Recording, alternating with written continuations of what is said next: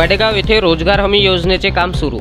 तिरोडा तालुक्यातील ग्राम वडेगाव येथे रोजगार हमी योजनेअंतर्गत सुभाषजी कोहडे यांच्या शेतापासून स्मशानभूमी मार्ग तर सर्रा मेन रोड पर्यंत पांदन रस्ता बांधकाम दिनांक 6 जून पासून सुरू झाले असून हे काम 18 जून पर्यंत सुरू राहणार आहे। पाऊस न आल्यास 18 जून नंतरही काम सुरू राहणार असल्याची माहिती आहे। याबाबत सविस्तर माहिती बिहारी लालजी राहंगडाले राहणार वडेगाव यांनी कळविली। वडेगाव येथे रोजगार हमी अंतर्गत दिनांक 6/6/2024 पासून रोजगार हमीचे काम सुरू झालेले आहे आणि दिनांक 18/6/2024 पर्यंत कंटिन्यू काम सुरू राहील। जर पाऊस नाही आला तरी पण आपण मजूर आणून आणि अजून काम सुरू राहील।